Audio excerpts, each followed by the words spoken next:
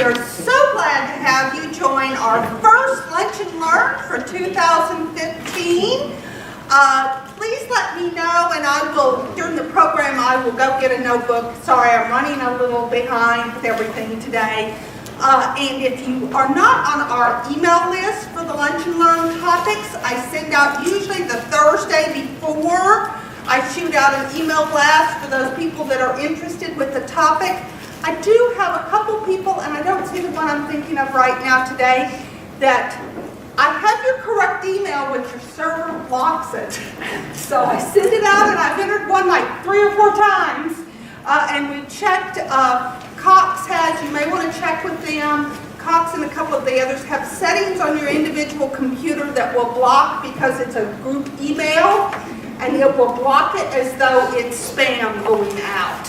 And I think that's what's happened. I thought I entered things wrong, and I went back and checked, and I know mine at home. I have to watch and let, for certain things, know that I can get them.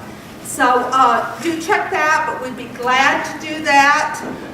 Leslie Canarian has set this up, this particular program, and she's ill today and wanted to be here so much and can't be.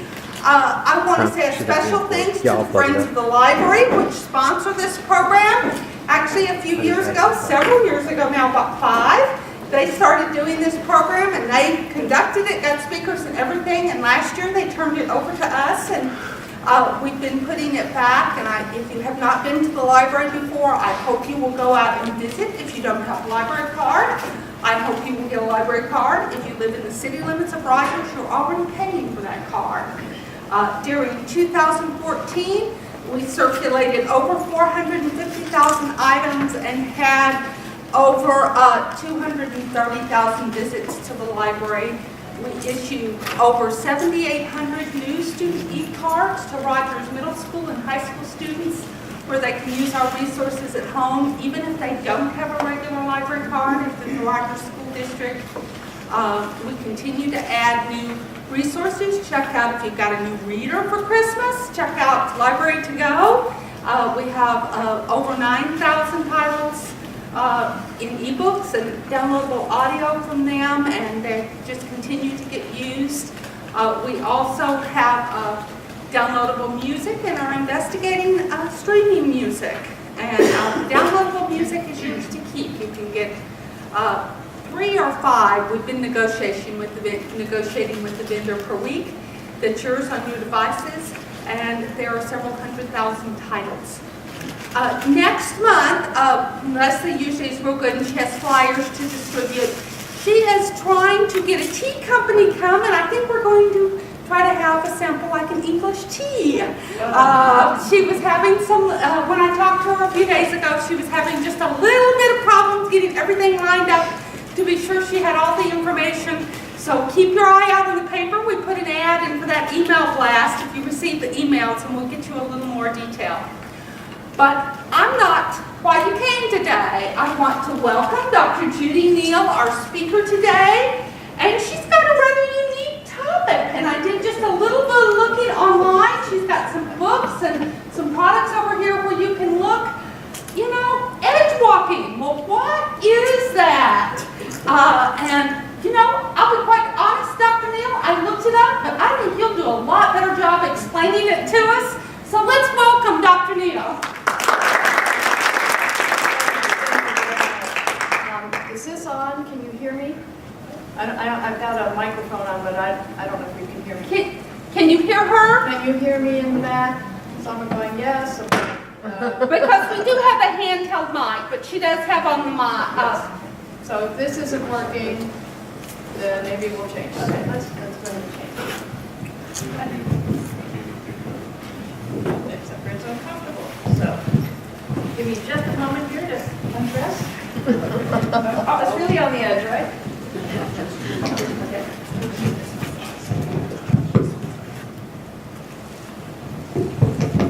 All right. This one's on. There, that's good. All right. So Ellis, if you would switch. This is my husband, Ellis Ralph, and my lovely assistant. So here's what I want to cover in our brief time together. To say, what are Edgewalkers? Judi was asking that. What are Edgewalkers? and why are Edgewalkers needed today? And you're probably wondering, are you an Edgewalker? So we'll talk about that and give you a chance to do a little self-assessment. It says knowing the future there, but actually what we're going to do is look at 5 qualities of an Edgewalker, and then provide some resources if you're interested in learning more about Edgewalkers.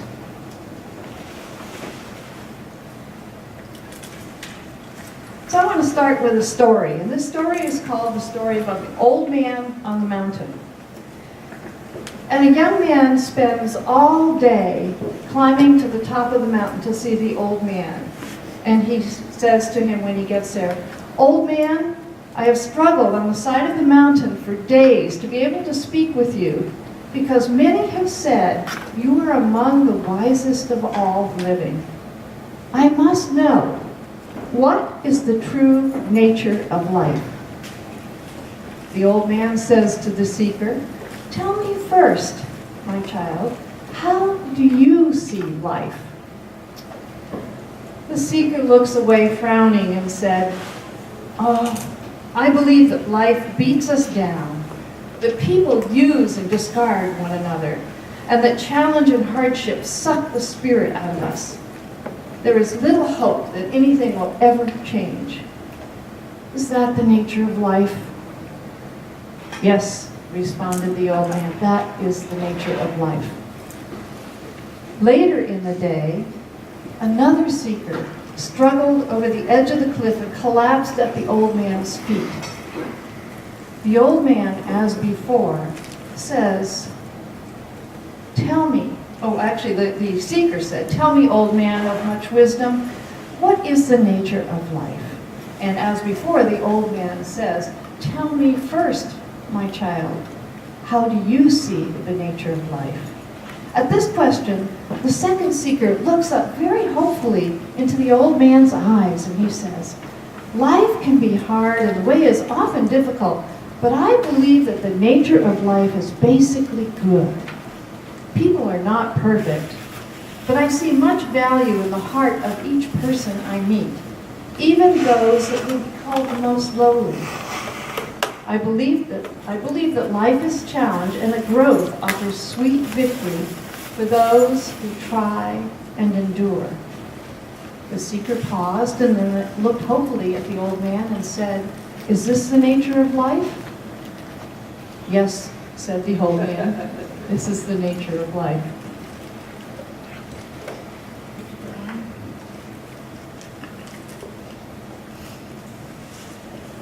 So, thinking about the attitude of the first seeker, how might that first seeker see today's world? Yes? Oops, that one. So that first seeker might say, we live in extraordinary times, and that means we need extraordinary responses to what's going on in the world. There's a turbulent economy. Nothing's predictable about the economy anymore. It's good, then it's bad, it's fearful, and then it's exuberant. We're constantly worried about climate change. Some people don't believe there is climate change. Other people are terrified of it. We certainly in the news just this past week have seen the wreckage of terrorism, both what it did to the French, to our sense of safety in the world, and to the religion of Islam. We see changing values in the workplace, in churches, in schools. Nothing's predictable anymore. Unemployment, although it's better now, has been pretty bad. And a lot of people out of work. We see in the economy the rich getting richer and the poor getting poorer. So there's just a lot of issues that are going on in the world. And this is one way to see the world. This is true. This is the nature of life. But let's take a look at what the second seeker might look at. How might they describe the world? There's all kinds of interesting information out there if you start to look at the positive and what can give us hope. So some examples. Human longevity is increasing. Even though we hear a lot about cancer and heart attacks and all kinds of diseases and war, Actually, people are living longer than they ever have on the planet. Infant mortality is decreasing all the way around the world. Drinking, smoking, and most forms of drug use are declining. You don't see that in the news, but if you look at the facts and figures, that's what's happening. The divorce rate has stopped increasing. Maybe it might even turn around and decrease, who knows? I just saw a report yesterday that said that people who are married live longer and are happier. So hopefully people will stay married. Reforestation in the U.S. So, we're always worried about cutting down trees, but actually the U.S. has been planting more trees than they're cutting. National crime rates declining, and spirituality and faith are the new megatrend, according to Patricia Aberdeen. So there's a lot to look at and say, is this the nature of life? Well, yes. So the question would be, how do you think about the nature of life? It's both of these things, but I believe that if you look at it the way the second seeker looks at it, your life is better. You bring more good into your life and more good for others. So my advice, and it's based on the advice of George Bernard Shaw, and if none of you have read Man and Superman by George Bernard Shaw, I'm sure the library has it. They have probably all of his books, and so you want to borrow those books and read them. And he says, the reasonable man, now he was writing back when that was the way they wrote in gender language, the reasonable man adapts himself to the conditions that surround him. The unreasonable man adapts surrounding conditions to himself. Very different way of looking at things. All progress depends on the unreasonable man. So my advice is to be unreasonable. Become like the second seeker and look at how can you believe positive things about the nature of life and then start to create it. That's what's on the leading edge. That's where progress happens. That's where positive change happens from people who see the world in this positive nature of life. So this is about becoming an edge walker. And I was talking to a young woman out at the table in the library about this talk. She said, what's an edge walker? And I said, what do you think it is? And she said, well, I think it's somebody who likes to be on the leading edge. Of course, she'd read the topic. But this came from research that I was doing on people who really are on the leading edge in their fields. And what I found was that they had a strong faith or spiritual component that was really central to who they are, and that allowed them to literally walk between worlds, to build bridges between their faith, their spirituality, and their work, to have a real uncanny sense of knowing the future. They had ways of knowing things that were not reasonable, they were unreasonable. Often they had a sense of, I will create the future. I'm going to create a future that doesn't exist. I'm going to take things into my own hands and make something happen. They create new rules to the game. They don't like playing by the old rules. They're not lawbreakers, but they don't like playing by the old rules. They want new rules that make things work better. So other people see edge walkers as real risk takers, but when I interviewed them, they had done amazing big risks in their life, kind of bet the farm on everything. And when I asked them about that, they said, it didn't seem like a risk to me. It didn't seem risky at all. I knew, and they'd often go like this, I knew in my gut. I just knew, and if it was a woman, she probably said, I knew in my heart that, men tend to know things here, and women tend to know things here. That inner, deeper knowing than the head knowing. Head knowing is rational, reasonable, we need it, we can't survive without it, but there are other ways of knowing. And so edge walkers are unreasonable, and they use those other ways of knowing. So, and again, they have a strong spirituality or faith or really value-centered way of looking at the world and acting in the world that way. me, is the best depiction of what an edge walker is, of walking on the leading edge. This is a painting by a German painter named Franz Buchholz. The name of the painting is Giacomonde, and there's a person, we can't tell if it's a young man or a young woman there, walking off a roof. Can everybody see that okay? And I love this image of letting out the rope, step by step, as you go out into an unknown space, unknown territory. But there's such a sense of trust and faith in this picture for me. That's picture's worth 1,000 words. So you may be sitting here saying, well, am I an edge walker? I'm just wondering, if any of these qualities seem to fit me and how I live my life. So my background is academic. Thank you. All right. He missed a slide. We're not going to do that yet. We are going to go to a DVD, which will take us just a minute to set up. And yes? And Rich is setting that up. I'll tell you a little bit about a real edge walking group. The name of this group is Bandaloop. I need to be out of your way so you can see this. They are a dance troupe that dances on walls and cliffs and edges of buildings. It's going to take us a minute to go through the steps to find the right DVD. This comes from a DVD, America's Heart and Soul.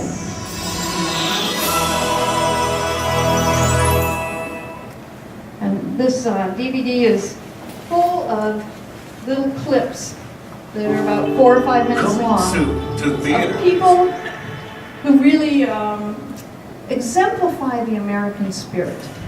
As for a Walt Disney documentary, I'll pass it around in case you're interested.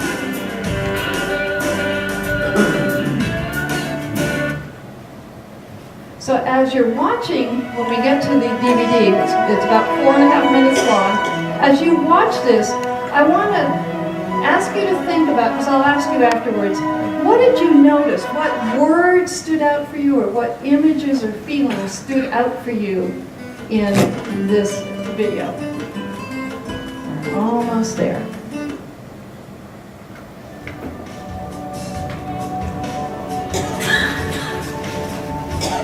Called Defying Gravity.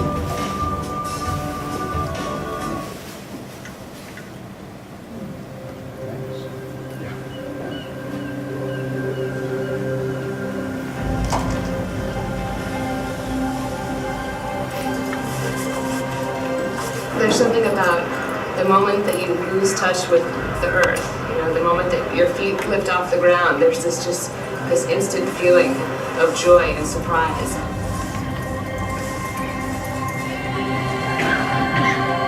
That feeling of vertigo, it's not the fear of falling, it's the fear of your deep desire to want to throw yourself into the freedom of the feeling of falling.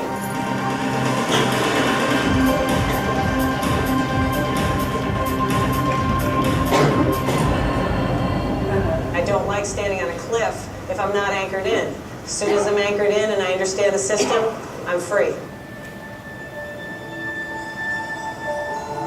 When you take gravity and you just play with it, and you find ways to soften it, to dance on walls, to dance on cliff faces.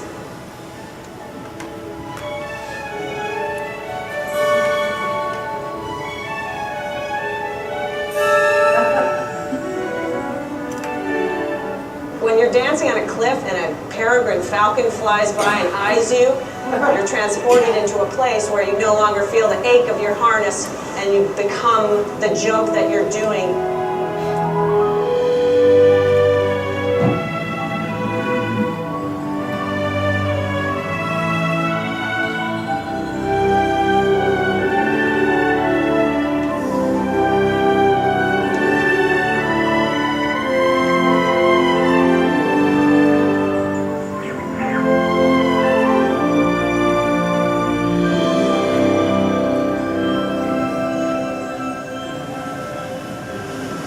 often a critic will say, you know, is it dance? Or a climber will say, oh, poo-poo, they're wearing their tutus climbing El Cap. It's like a little bit of grit in the system. It makes you wonder. So things that are liminal, that are between things, have a lot of power. That's it. That's the end. Thank you.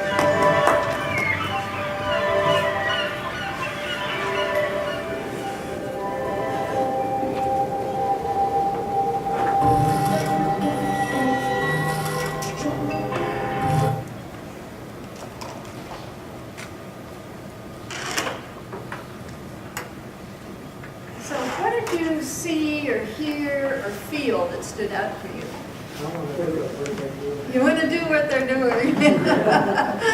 Doesn't it look beautiful? Yes. Free? Yeah. Yeah. What's it called? Bandaloo? Cliff dance. Well, if you look up Bandaloo on the internet, you'll see they've got hundreds of videos. And they're a dance troupe that travels all over the world, and they do this dance on vertical spaces. Most of the videos I've seen on their website is buildings. So buildings in New York, and they're dancing on maybe glass windows. Sometimes they do it on inside of very big buildings. You know, there's like big hotels and have big open spaces. Yeah. They seem fearless. Fearless. Yeah.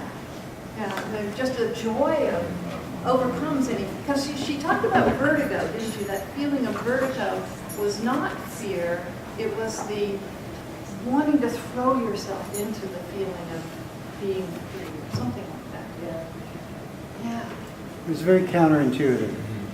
So say more about that.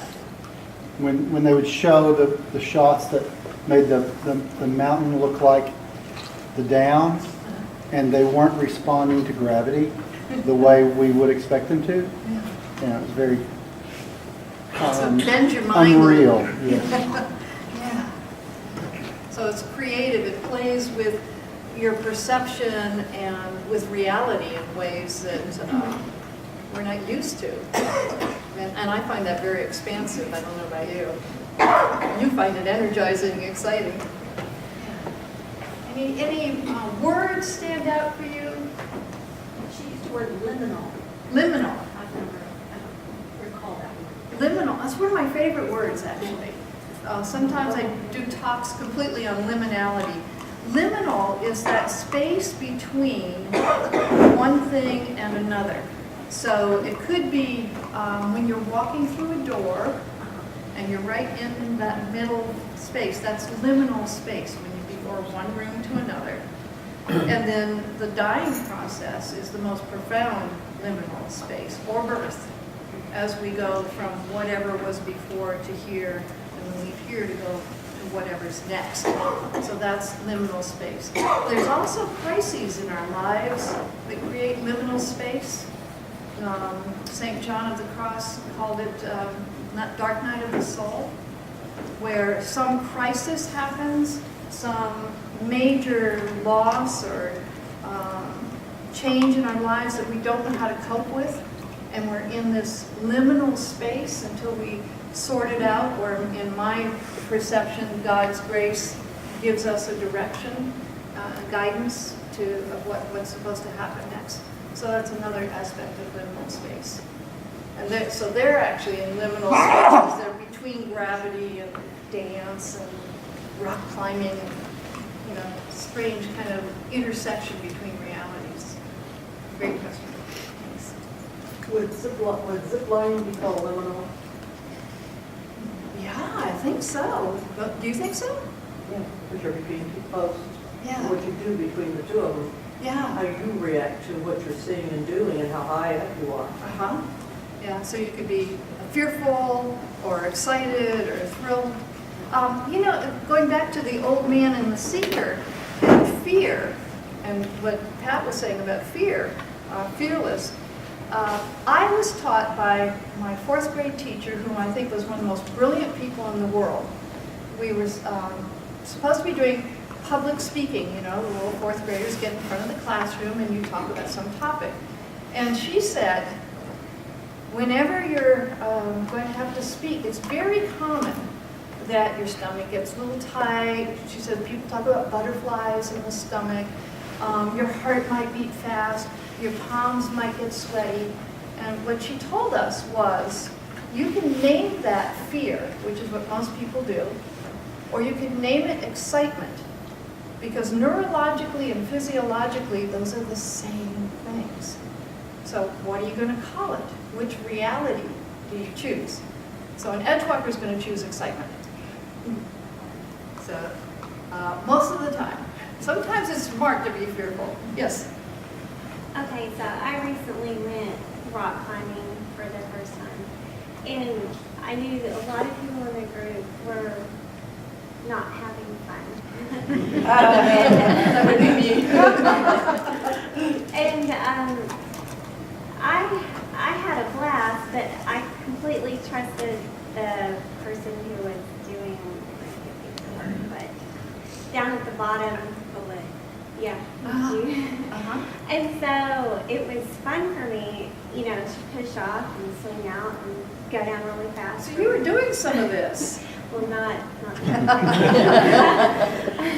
but, and I think, and I didn't see it until I watched that video. I think that they were feeling the freedom and having fun with it because they felt like they were anchored in something secure, which I think is circles back around to that faith component, or faith in the guy who's doing the playing. Right.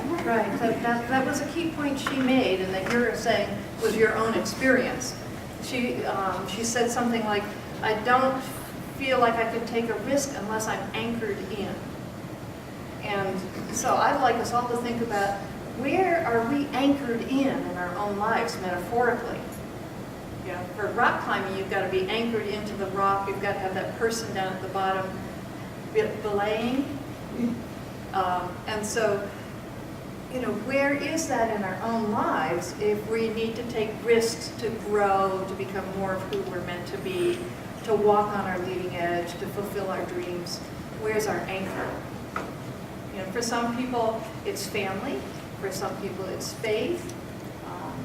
For some people, it's being in nature that nurtures their soul. And there's a lot of different sources of those anchors. So thanks for bringing that up. So,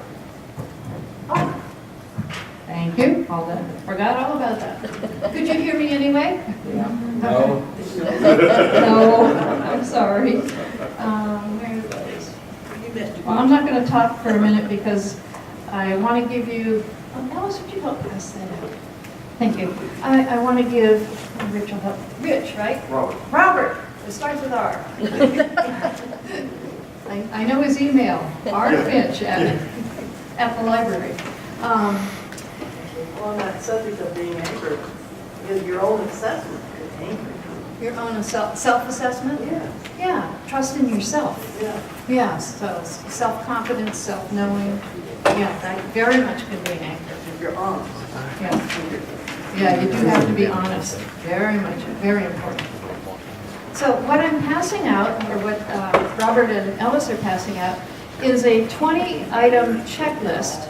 This is not scientific, but I thought it would be fun for you to take a look at this. These are 20 questions to determine whether or not you might be an edgewalker. And so you can go through and check off how many you resonate with. And if you have any questions about any of the statements, just raise your hand and we'll talk about them. So take a minute to do that. I don't have pencils, but maybe you can, so those who didn't bring something to write with. We're getting some as we speak.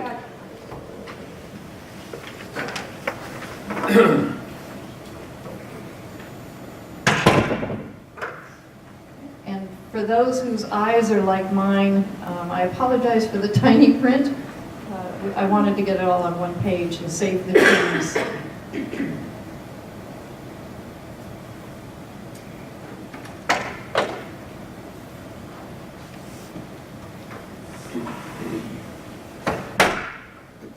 Does anyone need a pen or a pencil? Thank you, Judy.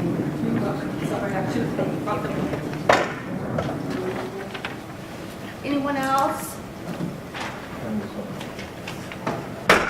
Anyone else need a pen or pencil?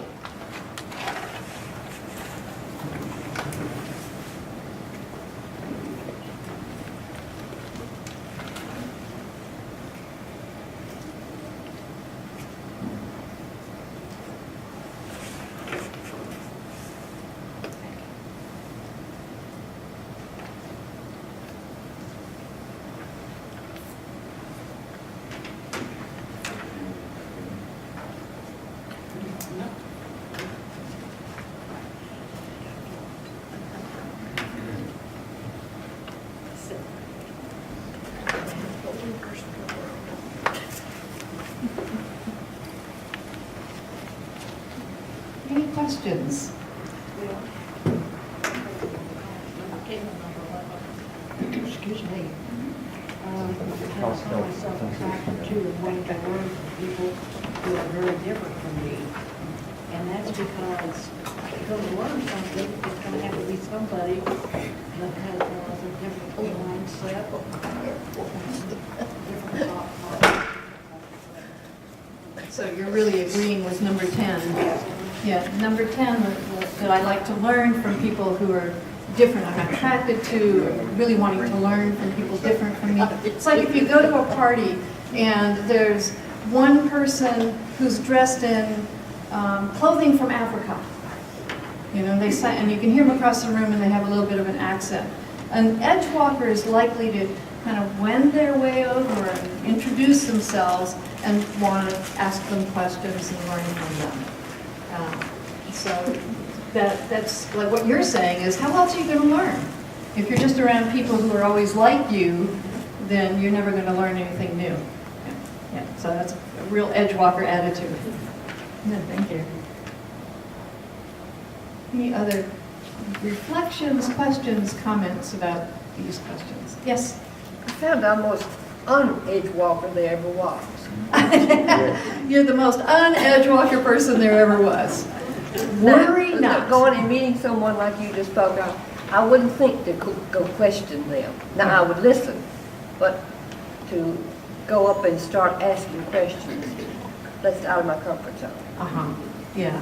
So, are there other things on there that you did check that you felt comfortable with? Because you know, we have different personality types too. If an introvert is not likely to go up and approach somebody, even if they're an edge walker, because that's just not their nature. They'll be happy if someone comes and asks them questions. Yes. Yeah. That's Yeah, that fits you more. yeah. Yeah. Spirituality, strong, and I have strong faith and beliefs in things, and but the uncomfort of asking the questions and rock climbing would be way. Not for you. No, you're probably Secure. I'm more secure in my little world, I'm afraid. Yeah. Well, and I'm going to talk about people who aren't edge walkers. Because imagine for a moment if everyone was always taking risks, always exploring new things. You know, like in a tribe of people, there's always the scout. You know, the scout who goes out to find the buffalo or to find the good hunting grounds. Every tribe needs a scout. Every tribe needs a shaman or a medicine man who goes into the spiritual world to get guidance for the tribe. But what if you had a whole tribe of scouts and medicine men? There'd be nobody to take care of the children. There'd be nobody to tend the fires or tan the hides. So you can't have a system that's just completely full of edge walkers. You need other kinds of people. So let's go ahead and talk about those in the interest of time. Let's see if I mixed up my slide programs. It may or may not be on this one. Let's see. There, it is. Yay. So when I was interviewing people, I often got asked this question about, what if I'm not an edge walker? Is there something wrong with me? Because I'm like the champion for edge walkers in the world. Edge walkers typically get marginalized, seen as a little too crazy, too creative, too weird, and they get pushed out of the system. And that, to me, is just so wrong, because we need that creativity, that imagination, that inspiration. But we don't need a whole system full of edgewalkers. So what else do we have? This may be kind of hard to see, but any good academic has what's called a 4-square model. And then because I'm an edgewalker, I turned it into 5. So what I did was look at people's orientation to time, and some people are more oriented to the past and some more to the future. And then I looked at their orientation to change. Some people are more closed to change, they prefer stability. Some people are more open to change, they prefer excitement and new things going on. So if you look at the edgewalkers, they're future-oriented and they're very open to change. In fact, they create change, they eat change for breakfast. They love change, they're the change makers. If you look down here at people who are open to change, but more oriented to the past, these are your flame keepers in a family, in a church, in a library, in a school, in any corporation. The flame keepers remember the founding values of the organization, and they keep it alive. They keep that flame burning of those values. So everything for them is about the values. Coming around here, past-oriented, closed to change, are people I call placeholders. They're fearful. They don't want to see anything change because to them the past was better than the future. And they might be right. Past could, sometimes things don't change for the better, sometimes things change for the worst. And so they prefer not to see change happen. And then there's the people I call guardians. In the book I called them doomsayers, and people said, oh, that's so negative. So I found a positive word to describe this one. Future-oriented, but closed to change. And they're the ones, and all of us do this at times. It's that we say, well, if you do that, or look out, this bad thing could happen. They're always looking to the future and what could go wrong. And then in the middle, we have the hearth tenders. And this is what I was talking about when I used the tribal metaphor. Those who take care of the children, those who take care of the bookkeeping, those who take care of making sure our computers run, those who remember people's birthdays and like to have ongoing rituals that keep the sense of community, a sense of family going. And these are actually the largest part of any population. So I think edgewalkers are typically about 5, maybe 10% of any population. And these doomsayers or guardians are also really a small amount, about 5 or 10%. But the majority is hearth tenders. So that gives you a sense of other ways of people looking at the world besides the edgewalkers. Okay? So one of the main skills of an edgewalker is knowing the future. Because edgewalkers are really curious about the future, they're oriented that way. They have 3 different ways of knowing the future. And one I call the traditional way. And that is to use data. You could use statistics, you can use trend analysis, you can use interviews, you can look at what are the trends from the past and you predict them in a straight line to the future, saying that as it has been in the past, so it will be in the future. That works in stable environments, and that's not what we find ourselves in mostly in the world. The second way is intuitive. We all have intuition. We all have a sixth sense or a gut feel or a knowing in our hearts. We all have ways of knowing things that are beyond reasonable. That might be not reason, so like George Bernard Shaw, a little bit unreasonable. And so edgewalkers use their intuition. In business, they're the ones who create products that nobody knew they needed.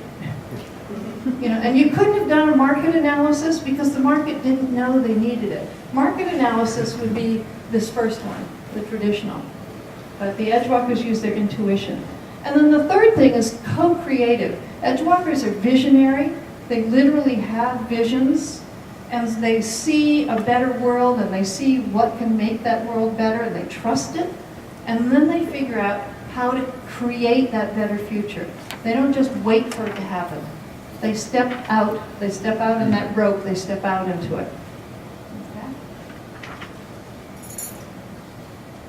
So a question I want to leave you with to ponder, maybe over the next few days or week or next month till you come back and have tea, is what is it that wants to emerge in your life? What is on the leading edge of your life? I believe there's always something that wants to emerge that brings us more fully to who we are with our full capacity. Part of that might be, what dreams do we have that we have not yet fulfilled? I mean, you might think back to your childhood and dreams that you had that you haven't lived out yet. Maybe that's something that's really on your leading edge. Or you might ask yourself, where should I be more courageous in my life? That if I were more courageous, I might be fully alive, more fully alive than I am. So what risk would you take if you weren't afraid? And that's kind of just another way of saying the same thing. If you weren't afraid, what would you do? And what would, again, the third way of saying that really is, what would you do if you knew you couldn't fail? So since you do have pens and pencils, I ask you, choose one of those questions that you like and write it on the back of your 20 questions. Take a minute to do that. If you don't like any of them, you don't have to write anything. If one of those stands out for you, write it down.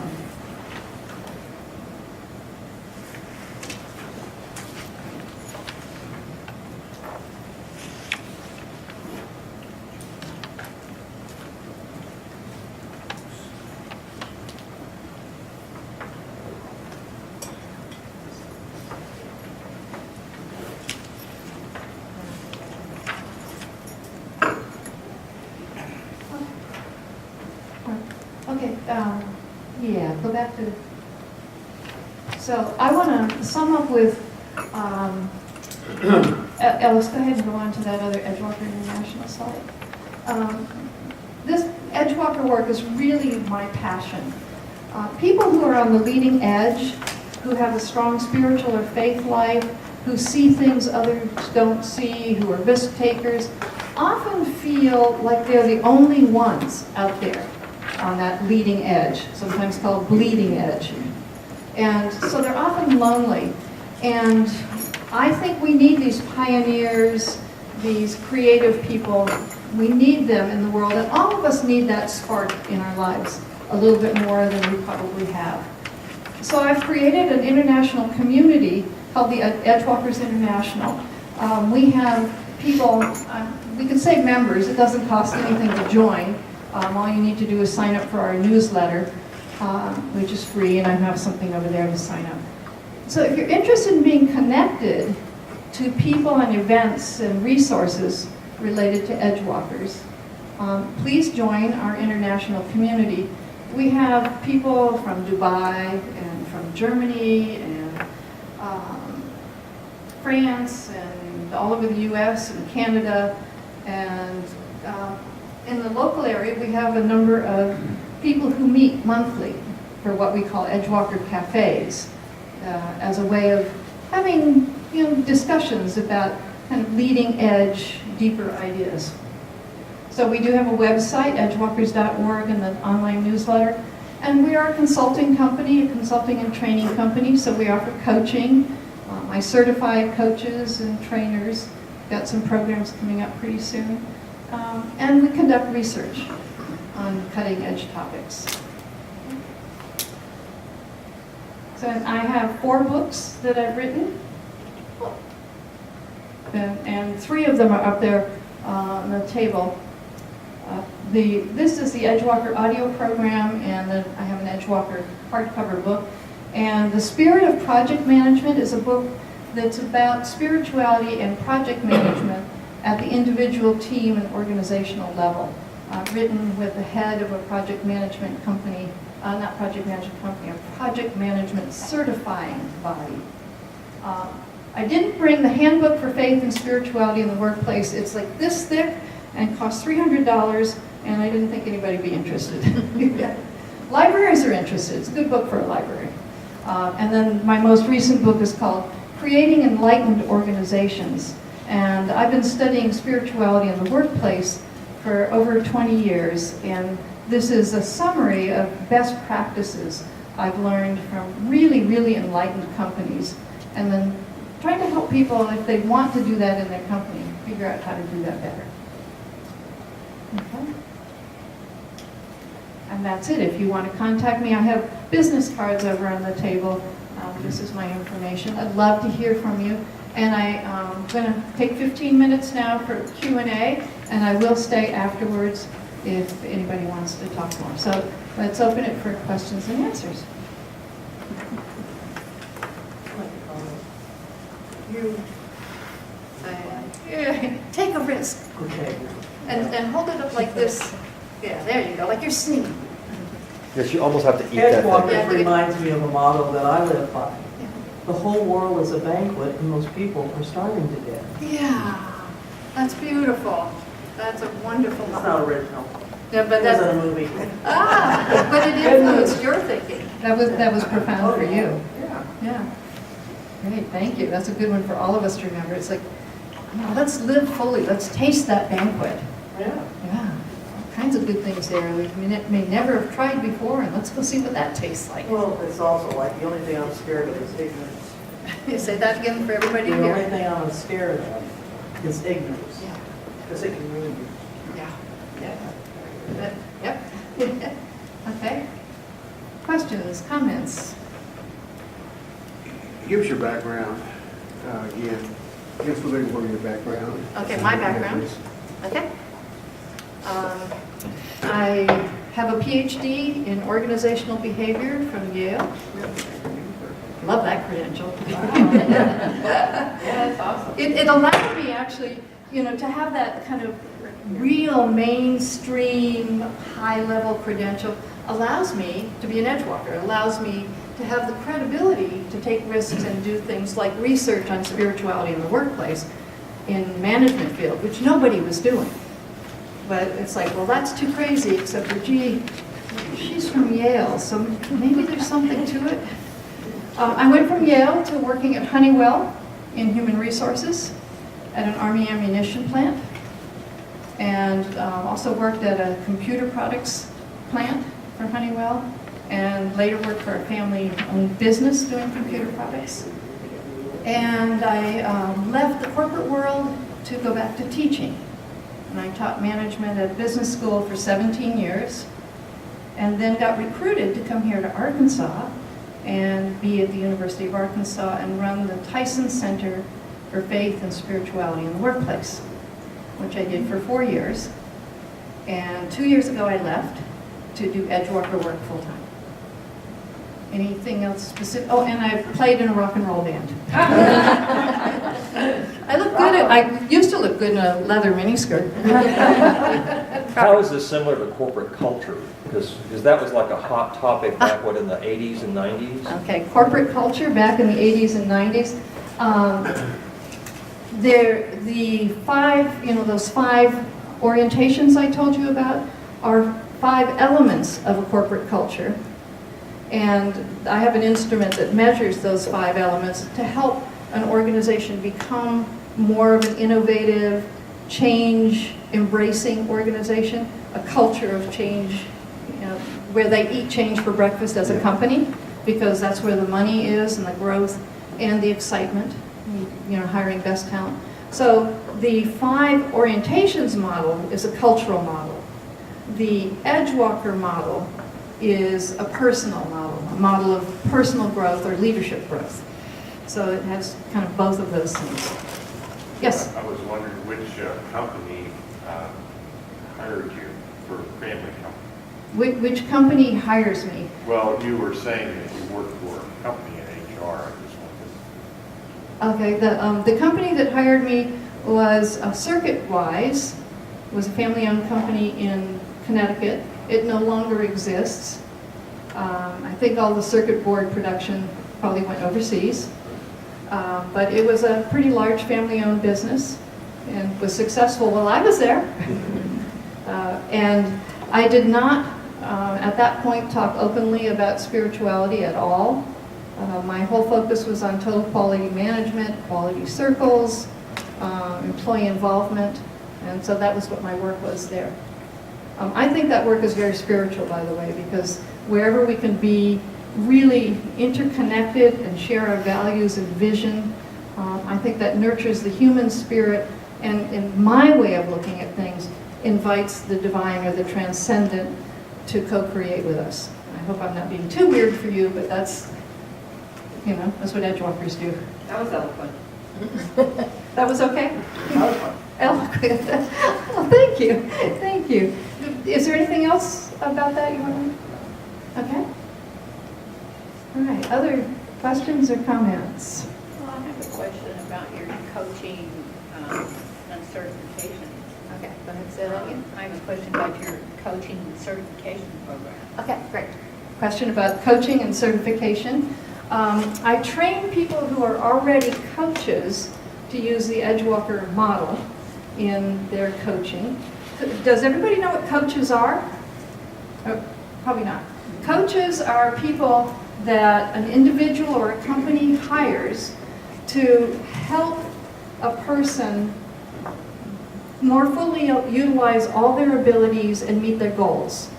And typically you meet once a week or once every other week for an hour, and it's kind of like having a mentor or a buddy that helps you to become more effective and more fulfilled, hopefully. And so people that are already coaches come to me, and I train them in how to use our Edgewalker profile, the instrument that measures Edgewalker qualities and skills. There's some information about that in a handout on the table. And I also certify people to run Edgewalker workshops. And if somebody really wants to go in depth, I have a year-long certification program where they work one-on-one with me to meet their particular Edgewalker or work-related goals. And these are all things that are on the website. If somebody wants to be a coach and has not got a background in that, ask me about it later. I have someone to recommend who certifies coaches, trains people on how to be a coach. It's a wonderful, fulfilling kind of work. Anything else you want to know about that? Okay, thanks. I've got a comment. And the 5, with green here and the red and all that stuff. Mm-hmm. How can you take someone that doesn't have it in their gut and make them an Edgewalker as a coach? Okay. That's a great question. So if you didn't hear her, then how do you take someone who's not an Edgewalker when you're a coach and turn them into an Edgewalker?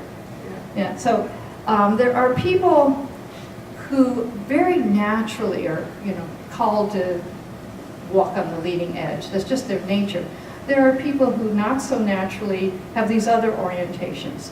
But all of us have kind of the Edgewalker in the center of us somewhere. There's always a leading edge in every single person. We're human. We desire to be the best we can be. We desire to grow. And so one of the things I've found that really helps is to have the person tell stories about their childhood and what they dreamed about in their childhood, or even about some real turning point that maybe wasn't such a pretty thing to go through. There's often a kernel of their mission and purpose in there. And if people can find that calling, that vocation, that mission and purpose, they will be more of an Edgewalker. Now, if they're in a system that doesn't allow that, you may have actually created pain for someone. And so there's actually some ethical dilemmas. If for instance, Sikorsky Aircraft, which makes helicopters, hired a person to come in and work with women to help them be more on their leading edge because they were having trouble. Women engineers especially were leaving the company in droves. Well, this workshop, which took place over several months, helped people find their mission and their purpose and their meaning and their values, and they found out they couldn't live them in Sikorsky, and they left in greater numbers than they had before. So you have to hold that context. in mind. But if you're working one-on-one with someone, get them to tell stories. Ask them about their dreams, especially unfulfilled dreams. I also, will ask people about, what was your favorite class in high school or in college? Why did you like that? What was it about it? And the thing to do as a coach is watch their eyes. You're looking for when they light up. When their eyes light up, you have a sense of the passion, and then you can help them figure out how to fulfill that and manifest that in the world.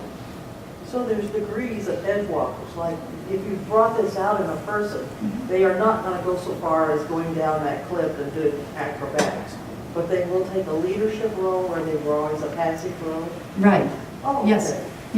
Yeah, so there are extremists, and I wrote an article, How to Walk on the Leading Edge Without Falling Off the Cliff. Yeah. So maybe I should have written How to Dance on the Cliff Without Falling Off the Cliff.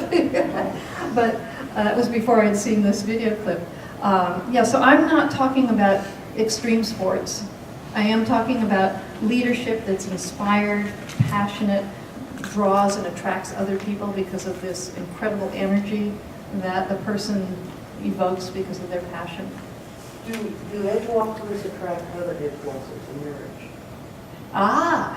I want to do more research on this. The question was, do edgewalkers attract other edgewalkers in marriage? Ellis, what would you say? Sometimes. Do you remember what you came out as when we did the instrument? What? He's an edgewalker. So he loves to take risks. He's passionate about things. And he's also very high on hearth tending. And I would say, if you're a single person and you're an edgewalker, look for a hearth tender who has edgewalker leanings. Because edgewalkers are the visionaries and the dreamers. They're not always so practical at the doing, the getting the day-to-day stuff done. I mean, I'm getting better. I make myself do it. But it's not our nature as edgewalkers. So, and it is the nature of some people to manage the details and to support people. I have a business partner in Dubai, and she says, I want to be the one in the background. I don't want to be the one in front. I want to support people. That gives me great joy and meaning to help other people look good and shine. So, you got to figure that out, I guess. Fascinating question. I think I am going to do an Edgewalkers for Couples or Edgewalker relationship workshop sometime, but I got to do more thinking about it before I start spouting my mouth off. But that's, you're getting my first answer at that. You're welcome. Got time for one more question or comment? Yes? Is the program at Tyson where they actually have a department for spirituality, isn't that fairly unusual in corporate America? It is the only one. It's not at Tyson Foods.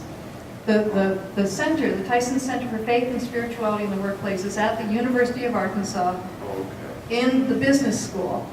It is the only one in the world.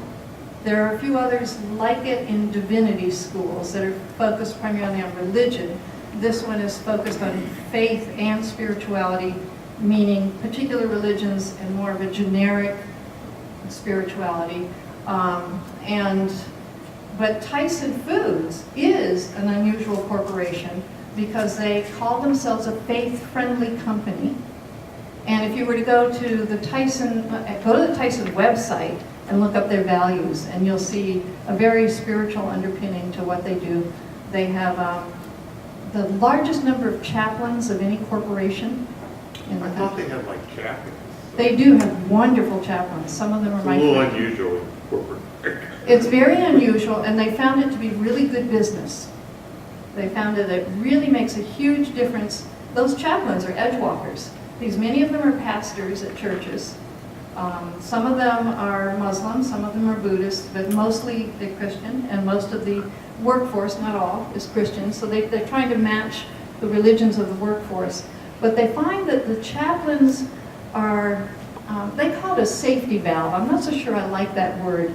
But when people in the workplace are suffering, upset, mourning, needing to get married. I mean, there's like emotional issues that are not necessarily work-related or spiritual issues that not necessarily work-related, but they affect work. And the chaplains are a place where people can go and talk to someone who will understand and support them. And Tyson Foods requires that the chaplains not cross the ties. So the chaplains must be available for anyone of any faith or no faith. So they're cutting edge. They're an Edgewalker organization. They're cutting edge in the things that they do. They're doing well, too. They what? They're doing well. It's good business. It's good business. Yeah. And if you were to go to the Tyson Center website at the University of Arkansas, there's case studies of 42 organizations that run under these kinds of principles. So the details is, so it's rare. I mean, we have millions of organizations, and I could only find 42 that were explicit about spirituality and faith in the workplace. Those case studies are still there. And I can write it down for you later if you want to know the website. Okay, I think that's it. I think we'll go ahead and close today, and thank you so much for your attention and your involvement. Thank you, Dr.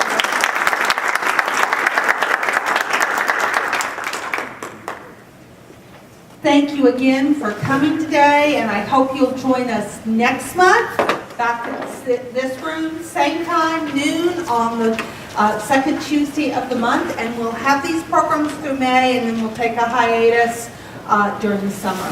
Thank you again for coming.